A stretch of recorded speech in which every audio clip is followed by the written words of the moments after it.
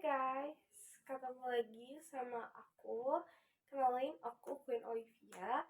Jadi di sini aku dapat tugas untuk ngejelasin tentang materi Perang Padri.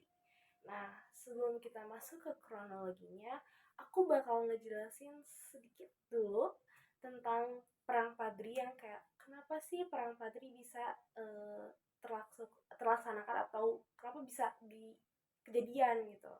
Nah, jadi Perang Padri itu kan merupakan konflik yang dimana melibatkan kaum Padri dan kaum adat di wilayah Kerajaan Pagaruyung, Sumatera Barat. Nah, Perang Padri sendiri berlangsung sejak 1803 sampai 1838. Nah, pada awalnya, Perang Padri itu diawalinya karena Perang Saudara, tapi malah berlanjut melawan pemerintahan kolonial Belanda. Oke, kita masuk ke latar belakang Perang Padri. Jadi, Perang Padri ini sebenarnya diawalin karena adanya perbedaan prinsip mengenai ajaran kaum Padri dan kaum adat. Nah, perbedaan pandangan mengenai kebiasaan di kerajaan Pagaruyuban antara Islam dan adat itu bertentangan. Nah, kenapa ini bertentangan? Ini tuh bermula karena adanya kepulangan 3 orang haji dari Mekah sekitar tahun 1803, yaitu Haji Miskin, Haji Sumani, dan Haji Piobang. Nah, mereka bertiga ini menginginkan adanya penerapan Syariat Islam secara sempurna dan tidak kurang apapun pada masyarakat Minangkabau. Sedangkan kaum adat dalam kesehariannya itu tidak bisa benar-benar mengikuti syariat Islam, yang dimana mereka tuh terbiasa melakukan sabung ayam, judi, dan minum-minuman keras, yang dimana hal ini tuh menyebabkan ketidaksepahaman antara kaum Padri karena melanggar syariat Islam. Nah, Perang Padri akhirnya meletus sebagai perang saudara yang melibatkan suku Minang dan Mandailing.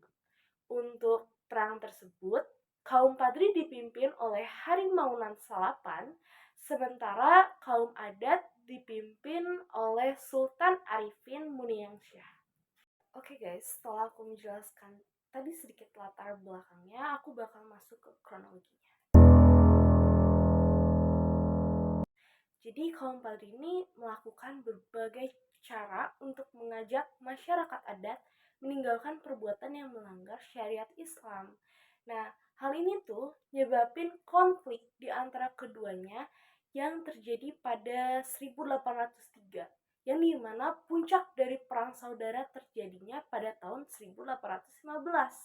Setelah kaum Padri yang dipimpin Tuanku Pasaman menyerang kerajaan Pagaruyung, serangan terhadap kerajaan Pagaruyung menyebabkan Sultan Arifin Muniangsyah terpaksa melarikan diri dari ibu kota, dan kaum Padri berhasil menekan kaum adat karena ya sudah nggak ada yang memimpin kaum adat ini kan selain si Sultan ini. Nah, kepemimpinan Harimaunan Salapan mampu membawa kaum Padri pada kemenangan. Nah, udah karena gitu, kaum adat ini merasa sangat terdesak dan membuat kaum adat meminta bantuan ke kolonial Belanda pada tahun 1821. Nah, setelah kaum adat meminta bantuan kepada kolonial Belanda, pada tanggal 4 Maret 1822, Belanda yang dipimpin oleh Letnan Kolonel Raff berhasil memukul mundur kaum Padri dari kerajaan Pagaruyung. Karena itu, setelah mampu mengalahkan kaum Padri, Belanda dan kaum adat mendirikan benteng pertahanan di batu sangkar yang bernama Fort van der Capellen, sedangkan kaum adat memutuskan kekuatannya di Lintau.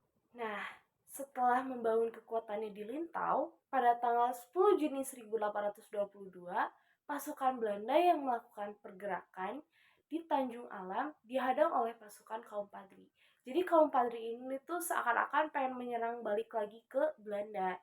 Namun, pasukan Belanda mampu mengalahkan dan terus melaju hingga ke Luhak Agam.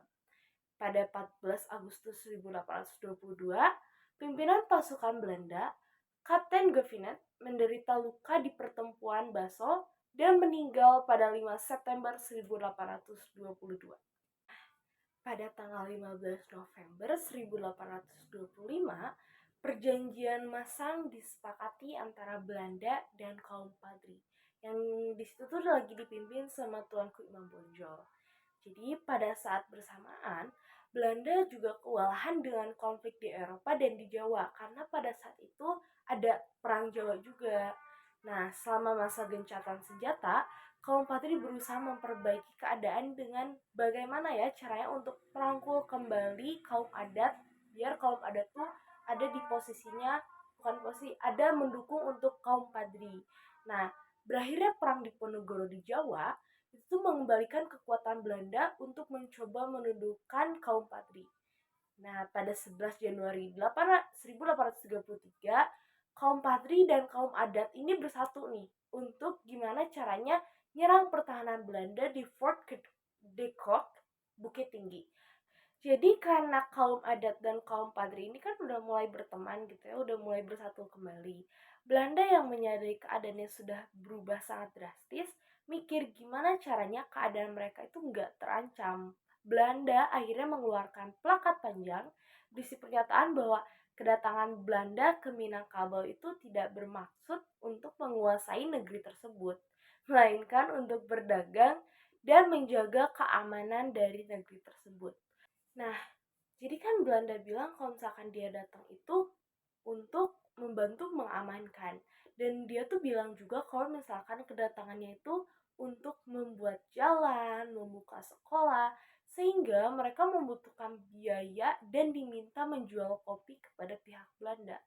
Perlahan, Belanda mulai menjadi penyusup dan melakukan penyerangan pada 1837 sehingga Tuanku Imam Bonjol mampu ditangkap oleh pihak Belanda. Perang Padri berlanjut di bawah kepemimpinan Tuanku Tambusai hingga wilayah Dalu-Dalu jatuh ke tangan Belanda pada 20 Desember 1838. Karena perang Padri ini kan terjadi selama 20 tahun ya, dari 1808 sampai 1821. Gak mungkin dari perang tersebut itu gak ada dampaknya. Jadi sih aku bakal ngasih tahu sedikit dampaknya. Yang pertama yaitu jatuhnya korban dari orang Minangkabau dari Batak Mandailing. Yang kedua jatuhnya kerajaan Pageruyung ke tangan Belanda. Dan yang ketiga Tuanku Imam Bonjol diasingkan ke Cianjur. Nah, mungkin segitu yang bisa aku sampaikan tentang materi Perang Padri yang diberikan tugasnya oleh Pak Ganjar.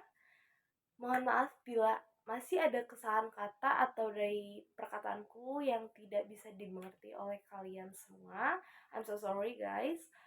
So, aku tutup videoku hari ini. Semoga kalian bisa menikmati videoku selanjutnya.